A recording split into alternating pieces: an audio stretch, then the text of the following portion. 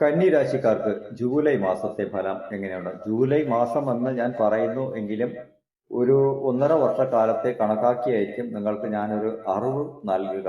തീർച്ചയായിട്ടും ആ ഒരു ഐഡന്റിറ്റി എപ്പോഴും സൂക്ഷിക്കണമെന്നത് ഞാൻ പറയും. കാരണം ഇപ്പോഴുള്ള ആ ഒരു കാലഘട്ടങ്ങൾ നിങ്ങൾക്ക് നൽകുന്ന ഒരു പ്രഭാവം മുന്നിലേക്ക് സഞ്ചരിക്കാനുള്ള വഴികളിൽ എങ്ങനെയാണ് പ്രാപ്തമാക്കി പോകേണ്ടതെന്നാണ് പറയുന്നത്.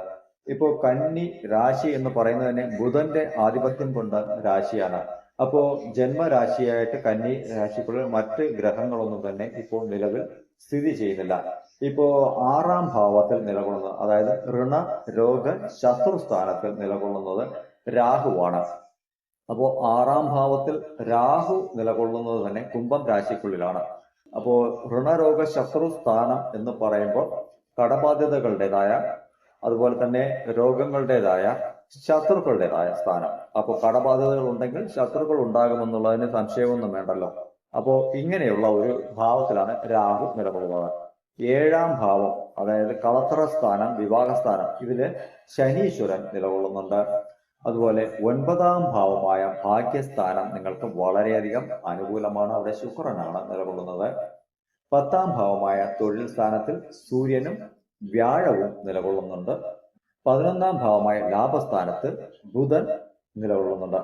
12-ാം ഭാവമായ വ്യയസ്ഥാനത്ത് ചൊവ്വ, കേതു എന്നിങ്ങനെ 2 ഗ്രഹങ്ങൾ നിലകൊള്ളുന്നു. അപ്പൊ ഇങ്ങനെയാണ് ഈ ഒരു രാശിഘട്ടം ഈ ഒരു സമയത്ത് നിലകൊള്ളുന്നത്. ഇവിടെ ബുധന്റെ ആധിപത്യം കൊണ്ടത് ഗ്രഹം രാശി ആയതുകൊണ്ട് തന്നെ ബുധൻ സ്ഥിതി ചെയ്യുന്ന രാശിക്കനുസൃതമായ ഫലം നിങ്ങൾക്ക് തീർച്ചയായിട്ടും വരും. ഇവിടെ 6-ാം ഭാവമായ ഋണരോഗ ശത്രുസ്ഥാനത്ത് രാഹു സ്ഥിതി ചെയ്യുന്നത് നമുക്ക് വലിയ തോതിലുള്ള ഒരു ബുദ്ധിമുട്ടുകളൊക്കെ സൃഷ്ടിക്കുന്ന ഒരു കാലം. അതായത് തൊഴിൽപരമായ ഇടങ്ങളിൽ ചെറിയ ടോർച്ചറിങ് നൽകുന്ന ഒരു സാഹചര്യങ്ങളൊക്കെയും വരും. 2 മനോഭാവത്തെ നൽകും. അത് ശരിയാകുമോ, ഇത് ശരിയാകുമോ, അവിടെ പോയാൽ അത് കിട്ടുമോ, ബാങ്കിൽ ലോൺ എഴുതി കൊടുത്താൽ കിട്ടുമോ, അല്ലെങ്കിൽ മറ്റൊരു വ്യക്തി പറഞ്ഞ കാര്യം നമുക്ക് നന്മയാണോ തിന്മയാണോ, ഇങ്ങനെ ചിന്താഗതികൾ എപ്പോഴും നെഗറ്റീവായിട്ട് തന്നെ ഇരിക്കും. ഈ ഒരു കാലഘട്ടത്തിൽ ഇത് ഇങ്ങനെയാണ് സംഭവിക്കുക.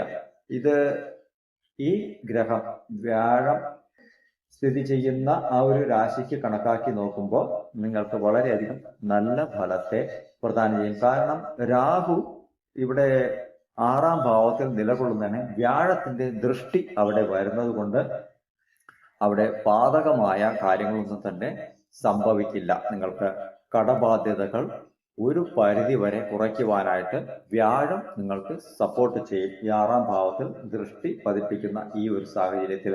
അപ്പോ ധൈര്യപൂർവ്വം നിങ്ങൾക്ക് ഇറങ്ങുന്ന കാര്യങ്ങൾ, രാഹുവിന്റെ ചിന്താഗതി നെഗറ്റീവായിട്ടേ തരൂ. പക്ഷെ വ്യാഴത്തിന്റെ ചിന്താഗതിയോടുകൂടി നല്ല രീതിയിൽ ആരെങ്കിലും നിങ്ങൾക്ക് ഒരു ഉപദേശമോ എന്തെങ്കിലും ഒരു കാര്യം പറയുകയാണെങ്കിൽ ശ്രദ്ധാപൂർവം കേൾക്കുവാനും അതിന്റെ ശരി മനസ്സിലാക്കി മുന്നിലേക്ക് പോകുവാനുമുള്ള മനസ്സ് നിങ്ങൾക്ക് അവിടെ വേണം.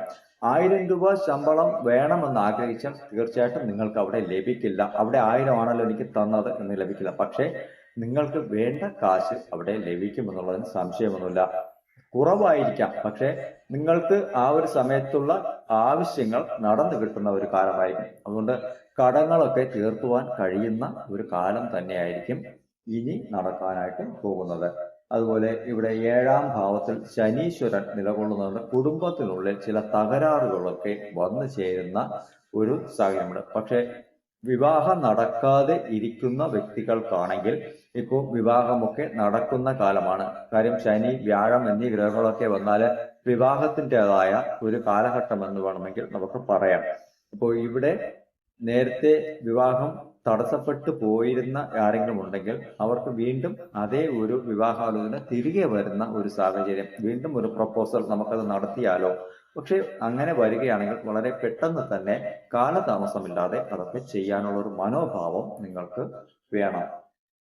അതുപോലെ ഇവിടെ ഭാഗ്യസ്ഥാനത്ത് ശുക്രൻ നിലകൊള്ളുന്നത് കൊണ്ട് തന്നെ അപ്രതീക്ഷിതമായ ഒരു ധനമാർഗം നിങ്ങൾക്ക് തെളിയും. വിവാഹം നടത്താനായി കാശൊന്നും ഇല്ലാതെ ഇരുന്ന ആൾക്കാരാണെങ്കിൽ ആരെങ്കിലുമൊക്കെ നിങ്ങളെ സഹായിക്കുന്ന ഒരു സാഹചര്യം, അതായത് 11-ലെ വ്യാഴം നിങ്ങളെ സഹായിക്കുമെന്നതാണ് ഞാൻ ഈ പറയുന്നത്. ഏതെങ്കിലും ഒരു മുതിർന്ന വ്യക്തി നിങ്ങളെ സഹായിക്കുന്ന ഒരു സാഹചര്യം, അല്ലെങ്കിൽ ഒരു വഴി കാട്ടിത്തരുന്ന ഒരു സാഹചര്യം ഇവിടെ മനസ്സിലാക്കാം. അതുകൊണ്ട് തന്നെ ഈ 9ാം ഭാവമായ ഭാഗ്യസ്ഥാനത്തുള്ള ശുക്രൻ നിങ്ങൾക്ക് അനുകൂലമായി നിൽക്കും. അതായത് 9ാം ഭാവത്തിൽ ശുക്രൻ നിൽക്കുന്നത് തന്നെ സ്വന്തം ഇടമായ ഇടവം രാശിയിൽ തന്നെ അതീവ ബലവാനായിട്ടാണ് നിൽക്കുന്നത്. അതായത് പരിപൂർണമായ ശക്തി ആർജിച്ച് നിൽക്കുന്ന ഒരു സാഹചര്യമാണ്. അതുകൊണ്ട് ഈ 11ാം ഭാവത്തിലുള്ള വ്യാഴന്റേതായ അനുഗ്രഹത്താൽ ഒരു നല്ല ഒരു അനുഗ്രഹ ആശസ്സുകളോടി ആരെങ്കിലും നല്ല ഉപദേശങ്ങളൊക്കെ തന്നാൽ നിങ്ങൾ അത് കേൾക്കാനും അതിലൂടെ സഞ്ചരിച്ച് 9ാം ഭാവത്തിലുള്ള ഭാഗ്യത്തെ അനുകൂലമാക്കി കൊണ്ടുവരണം. അതുകൊണ്ട് വിവാഹത്തിന് കാശില്ലാതെ ഇരുന്നവർക്കൊക്കെ ഏതെങ്കിലും വഴിയിൽ സഹായം വന്നു ചേരും. തൊഴിൽ പരമായ രീതിയിൽ ബുദ്ധിമുട്ടുകളൊക്കെ അനുഭവിച്ചു കൊണ്ടിരുന്നവർക്കാണെങ്കിൽ തീർച്ചയായിട്ടും ഈ 11ലെ വ്യാഴം നിങ്ങൾക്ക് സഹായകരമായിട്ട് നിൽക്കും. കാരണം ഇവിടെ അതിനായിട്ട് ആരെങ്കിലും ഒരു വ്യക്തി നിങ്ങൾക്ക് നല്ല മാർഗം കാട്ടിത്തരികയും അതിലൂടെ സഞ്ചരിച്ച് വിജയപാതയിലേക്ക് എത്തുവാനും കഴിയും എന്ന് തന്നെയാണ് മനസ്സിലാക്കേണ്ടത്. ഇവിടെ 11ാം ഭാവത്തിൽ ബുധൻ നിലകൊള്ളുന്നുണ്ട്. ബുധൻ നിങ്ങൾക്ക് നല്ല ചിന്താഗതികളെ പ്രാപ്തമാക്കി തരും. 10ാം ഭാവം ഇവിടെ നല്ല രീതിയിൽ തന്നെ അനുകൂലമായി നിൽപ്പുണ്ട്. അതായത് നിങ്ങൾക്ക് ടീച്ചിങ് സംബന്ധപ്പെട്ട എന്തെങ്കിലുമൊക്കെ കാര്യങ്ങൾ വിദ്യാഭ്യാസപരമായി ആരെങ്കിലും പഠിപ്പിക്കുന്നവരാണെങ്കിൽ അവർക്ക് നല്ല ഒരു മാർഗം കിട്ടും. ഇപ്പോൾ നൃത്തമോ കലാപരമായ രീതിയിലോ അല്ലെങ്കിൽ മറ്റെന്തെങ്കിലും വിധത്തിലോ ഒരു നല്ല ഒരു കാര്യങ്ങൾ പഠിപ്പിച്ചു കൊടുക്കുന്ന വ്യക്തികളൊക്കെ ആണെങ്കിൽ എന്ത് തൊഴിലുമാവട്ടെ പഠനം സംബന്ധപ്പെട്ട രീതിയിൽ എന്തെങ്കിലും കാര്യങ്ങൾ ചെയ്യുന്ന വ്യക്തികൾക്ക് നല്ല രീതിയിലുള്ള മുന്നേറ്റങ്ങളൊക്കെ ലഭിക്കുന്ന ഒരു കാലമാണ്. ഇവിടെ 11ൽ ബുധൻ നിൽക്കുന്നതുകൊണ്ട് തന്നെ അതിൻ്റെതായ ബുദ്ധി വൈഭവങ്ങൾ നിങ്ങൾക്ക് തെളിഞ്ഞു കിട്ടും. എവിടെ എന്തൊരു വിഷയം വന്നിരുന്നാലും നിങ്ങളുടേതായ സ്വയം ബുദ്ധി കൃത്യമായിട്ട് അവിടെ പ്രവർത്തിക്കുകയും നല്ല രീതിയിൽ മുന്നോട്ട് പോയി നല്ല കാര്യങ്ങൾ ചെയ്യുവാനും ഒക്കെയുള്ള ഒരു മനസ്സ് നിങ്ങൾക്ക് അവിടെ പ്രാപ്തമാവുകയും ചെയ്യും. ഇവിടെ 12ൽ നിൽക്കുന്ന ചൊവ്വ കേതു, അതായത് മറയ്ക്കപ്പെടുന്ന സ്ഥാനമാണ് 12 ഭാവം എന്ന് പറയുന്നത്. എന്തും ഏതും നമുക്ക് കൺമുന്നിൽ കിട്ടി എന്ന് പറയുന്നതിന് കിട്ടിയില്ല എന്ന് പറയും. അതായത് റോഡിൽ ചിലപ്പോൾ എന്തെങ്കിലും തിളങ്ങുന്ന വസ്തു സ്വർണം പോലെയുള്ള എന്തെങ്കിലും കിടന്നാൽ അത് പിച്ചളയായി പോകുന്നു എന്ന് പറയണം. സ്വർണ്ണമല്ല പിച്ചളയാണല്ലോ എന്ന് തോന്നിക്കുന്നത്. ഇത് മറച്ചു വയ്ക്കപ്പെടുന്ന ഒരു സാഹചര്യം. നന്മയായിരിക്കും ഉള്ളത്, പക്ഷെ നമ്മളെ അതിലേക്ക് എത്തുവാനായിട്ട് ഇവിടെ അനുവദിക്കില്ല. അനാവശ്യമായ പ്രശ്നങ്ങളിലേക്ക് കൊണ്ട് ചാടിക്കും 12ാം ഭാവത്തിലെ ചൊവ്വ. എന്തും ഏതും മറച്ചു വച്ചുകൊണ്ട് തന്നെ നമ്മൾക്ക് മറ്റു പല കാര്യങ്ങളും കാട്ടിത്തരികയും അത് രഹസ്യ സ്വഭാവമുള്ള പല കാര്യങ്ങളും ആക്കി മാറ്റാനുള്ള സാധ്യതകളും ഉണ്ട്. കേതു അനാവശ്യമായി നമ്മളെ പ്രശ്നങ്ങളിൽ കൊണ്ട് ചെന്ന് ചാടിക്കും. കാര്യം മറയ്ക്കപ്പെട്ട ചില രഹസ്യങ്ങൾ നമ്മൾ അറിയാതെ ചില കാര്യങ്ങളിലേക്ക് ചെന്ന് ഇടപെട്ട് കൊടുത്തു പ്രശ്നങ്ങൾ വിലയ്ക്ക് വാങ്ങുന്ന ഒരു സാഹചര്യം. അപ്പോൾ 12ലെ കേതു നമുക്ക് എപ്പോഴും പ്രശ്നങ്ങൾ സൃഷ്ടിക്കുമെന്നുള്ള ഒരു കാര്യം ഇവിടെ മനസ്സിലാക്കണം. ഇവിടെ മറ്റുള്ളവർ എന്ത് പറയുന്നു എന്നുള്ളതല്ല. 12ാം ഭാവത്തിൻ്റെതായ ആ ഒരു പ്രഭാവം അങ്ങനെയാണ്. മറയ്ക്കപ്പെട്ടത് നമുക്ക് കാണാനായിട്ട് തിരിച്ചറിയാനായിട്ട് കഴിയില്ല എന്നുള്ളതാണ്.